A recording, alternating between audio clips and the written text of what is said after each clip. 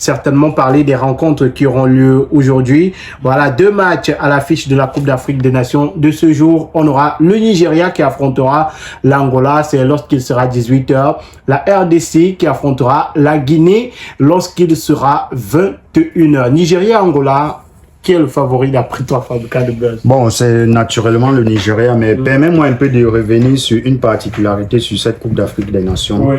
Ce que nos auditeurs doivent savoir, c'est que tous les participants de cette Coupe d'Afrique, tous les participants africains de la dernière Coupe du Monde sont éliminés de cette CAN 2023, à savoir le Cameroun, le Ghana, la Tunisie, le Sénégal, le Maroc et l'Égypte. Wow. Voilà. Et l'autre particularité de cette Coupe d'Afrique des Nations, c'est, je vais un peu vous donner le palmarès des équipes qualifiées en quart de finale de cette Coupe d'Afrique 2023. Le Nigeria a 3 CAN, la Côte d'Ivoire a 2 CAN, la République démocratique du Congo a 2 CAN, l'Afrique du Sud a une seule CAN, l'Angola n'a rien, le Cap-Vert n'a rien, le Mali n'a rien et la Guinée n'a rien.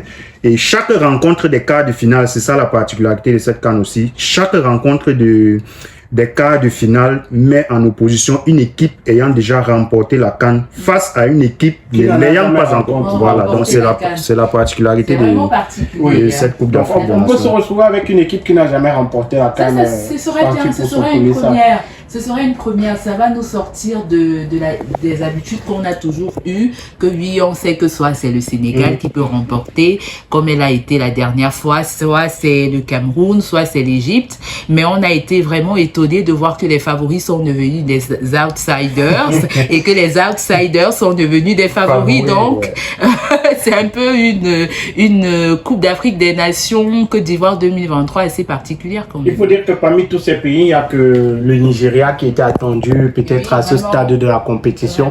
Le Nigeria ou la Côte d'Ivoire, parce que la Côte d'Ivoire avant le début de la compétition était considérée comme insider, mais après dès qu'on a vu le 4-0 contre la Guinée, vraiment, tout le monde a commencé à dire on a dit vraiment voilà. On a espéré d'une Côte d'Ivoire, mais on a été vraiment étonné de voir que la Côte d'Ivoire s'est bien relevée et est prête à relever le défi contre les autres équipes. On a un Nigeria avec Victor Osimhen qui est un leader de ce groupe-là.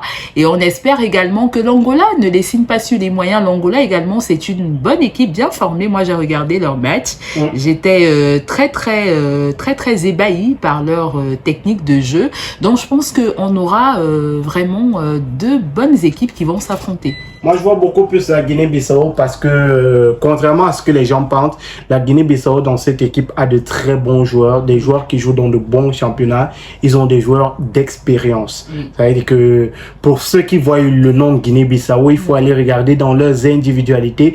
Vous allez voir que ce sont de très bons joueurs. Mais la particularité de cette équipe, j'aimerais peut-être que l'Afrique du Sud gagne cette Coupe d'Afrique pour donner une leçon au monde entier ou à l'Afrique, beaucoup plus à l'Afrique. On a une équipe qui joue avec 90% ou 95% des joueurs locaux. Je pense qu'après, il faudrait qu'on développe nos championnats pour être au niveau de l'Afrique du Sud. Pour être au niveau où on peut jouer avec des joueurs de Coton Sport. On est allé en Coupe d'Afrique, on n'a aucun joueur local qui a eu une seconde sur le stade. C'est un peu triste. Ils ont seulement, on va dire ça. Oui, si on dit que Nathan doit être relativement pour danser, il était... Audrey Lopez va nous tuer. Pourtant, Nathan doit aller à la Coupe d'Afrique seulement pour danser. Audrey Lopez, désolé, mais c'est vrai. Et puis, ça a été une belle expérience pour lui. En tout cas, ça a été une belle expérience. On va pas dire qu'il est seulement allé pour danser. C'est que les gens ne comprennent pas. Ils ont dit, voilà, certains joueurs qu'on a pris pour amener en Côte d'Ivoire, ils n'ont même pas eu une minute sur le terrain. Eh bien, ils ont vécu une belle expérience là-bas. Moi, c'est tout ce que je peux dire. Après, tout le monde ne peut pas aussi jouer parce qu'après, c'est 11 titulaires. Le reste, c'est des remplaçants qui vont forcément jouer lorsque besoin se fera. Donc, et rappelons que la semaine prochaine, on aura Wilfried Nathan Douala comme invité dans cette émission. Bien. Voilà, donc on va lui poser toutes les questions. Oui, il doit nous dire ce qui se passe dans cette année. En fait. Voilà, on l'aura ici la semaine prochaine. On va parler de cette expérience-là qu'il a vécue. Sauf si les Ibou vont nous dire que Samuel Eto'o a dit de n'importe quoi. Parce que les Ibou, ils sont très forts. Bon, j'ai l'impression que fabricant de buzz est à Iglisien. Non, c'est un loin de là. Tu fais la messe à Tinga? Non. Non, Fabricant de buzz ressemble à un gars qui fait la messe à Tinga. Non, je n'ai pas encore eu reçu un prédicateur de Tinga. Donc, forcément, si je reçois, il est fort probable que moi, je me ramène à Tinga pour faire. Ce sont les ondes qui sûr. Alors donc rendez-vous ce soir, vous allez vivre ces différentes rencontres là sur la voie du golf. À partir de 17h30, nos consultants seront déjà en plateau pour vous donner les avant-matchs. Vous les aurez également après la rencontre et le match de reportage sera fait par les meilleurs reporters de la planète africaine.